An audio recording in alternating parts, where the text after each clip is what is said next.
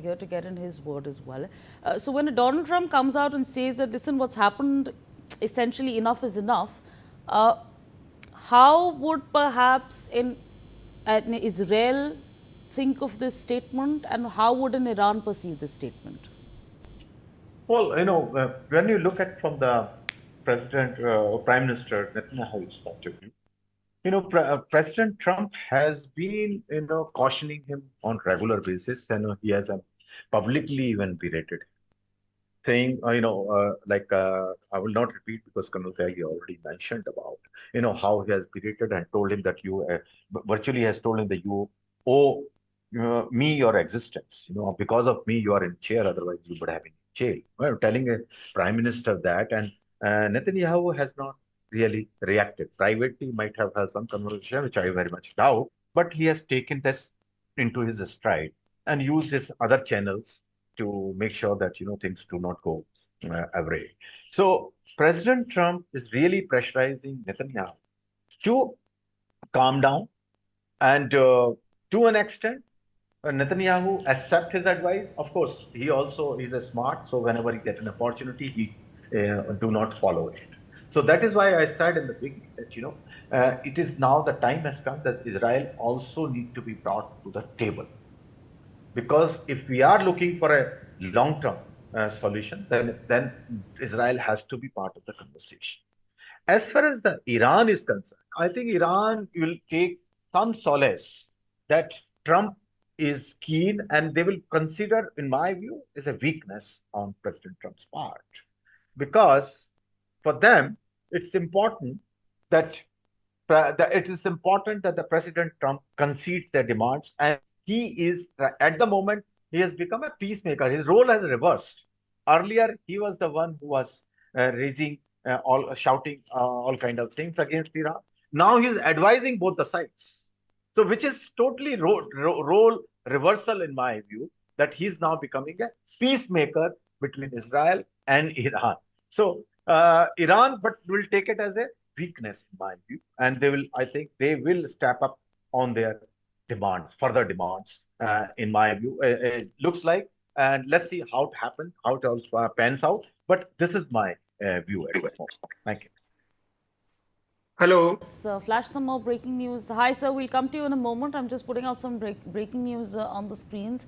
Iran's Supreme Leader Mojtaba Khamenei has now released a statement following the overnight strikes on central and western Israel. Khamenei, through Iran's official media channels, has stated, and I quote, "The breath of the shaky Zionist regime is running out." That's the statement that has been given. Let's put out some more breaking news on our screens. The IDF says that the Israeli Air Force struck military targets in western and central Iran hours after Iran fired salvo of missiles on northern Israel. Additional details will be provided later, is what the IDF has added.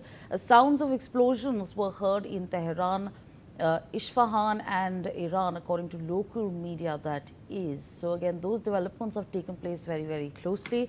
Let me come to Mr. Sushil Kumar Singhal on that note to get a perspective from him on the same. The statement that has now been given out by Iran's supreme leader is as follows. He is saying through his local media channels that the breath of the shaky Zionist regime is running out. What exactly is he trying to put out over there? What I think this is just a bravado, because this for domestic consumption. Again, to show, because we know that the Iranian regime is also on a shaking ground in domestically. They are under a lot of stress, and there are a number of factions which are at the moment functioning. And Supreme Leader's authority is not what of his father was, because he's under the thumb of IRGC. So what he's saying is for the domestic consumption, that the regime is strong and it can take care of its enemies. So this is what I think the message very, very, very limited. And also, of course, to the international audience, particularly President Trump, that despite his claim that 90% of their capacity has been done away, and they don't have any capacity, this shows they can still strike at will.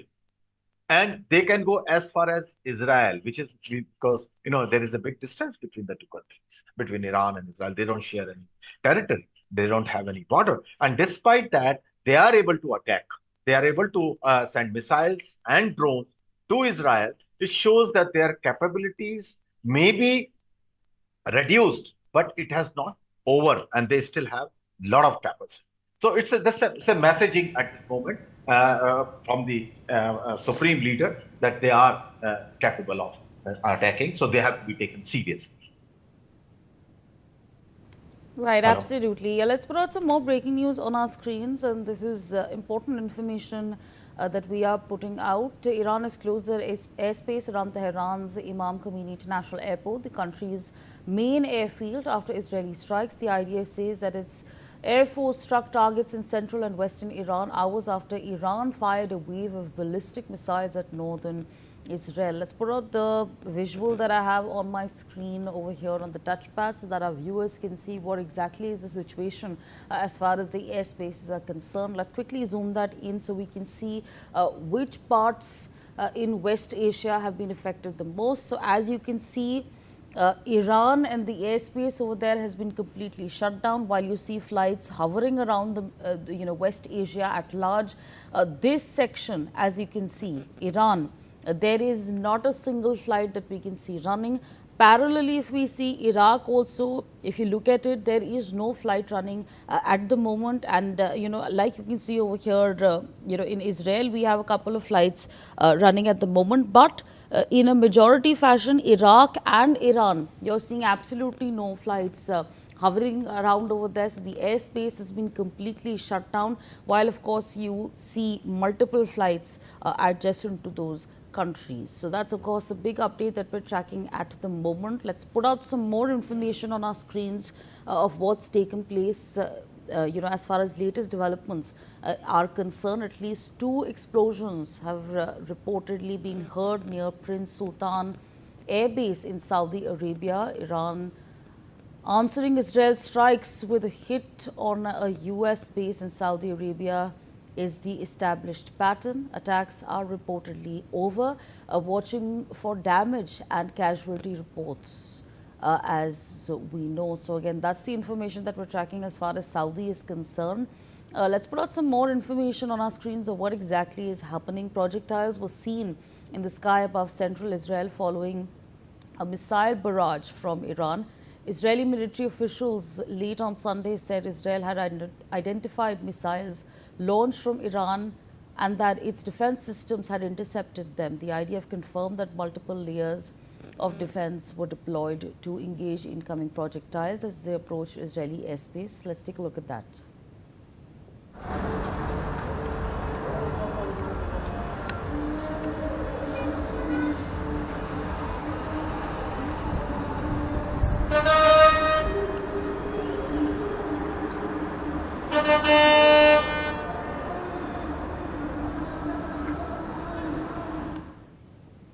All right, so that's the information that we're tracking. We're still with us on the broadcast is Mr. Sushil Kumar Singhal, and I'd like to get in a perspective from you.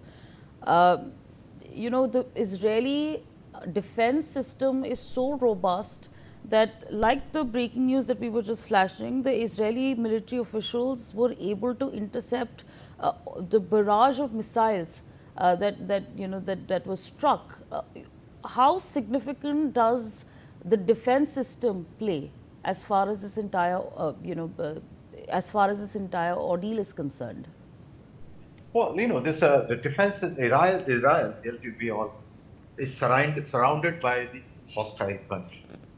So for them, having a robust air defense system is very, very important because, as we all know, Israel is a very small country. And if the missiles or drones are able to dominate, then I think that they will have an existential threat. So for them, I think they have one of the best systems, air defense system, to protect their skies and their territories. And as we have seen, this Iron Dome and other, they have a multi-layered system. But we all know that no air defense system can intercept 100% of projectiles which are launched from any side. And what happens sometimes is that when even if you destroy that missile or any projectile. The debris also causes damage, as we have seen number of times in Ukraine. Also, we have seen, and in in this ongoing dispute on the war between Israel, Iran, and USA, we have seen that a lot of damage has been caused by debris, particularly when it is a oil depot or ordnance depot or refinery, because they are all they can ignite very easily. So that also damages, and also we say that it's because of the attack. Of course, it's because of that, but it's not because that the air defense system was not robust. It was because they intercepted at a later stage, and when there are thousands and hundreds of missiles or projectiles are launched, so there will be some which will take time, and some may escape also, because as I said, 100% safety is 100% interception is not possible. And of course, Right. there's a cost also involved. That is another angle. But the point is that Israel has a very robust system, but the collateral damage cannot be avoided. And for that, I think Israel is ready, and they know about it. Right. And they have been facing this problem. Okay, all right, sir. With that, I'd like to thank you for joining us on NewsX, sharing your perspectives with us. On that note, we slip into a very short break. Thanks for watching.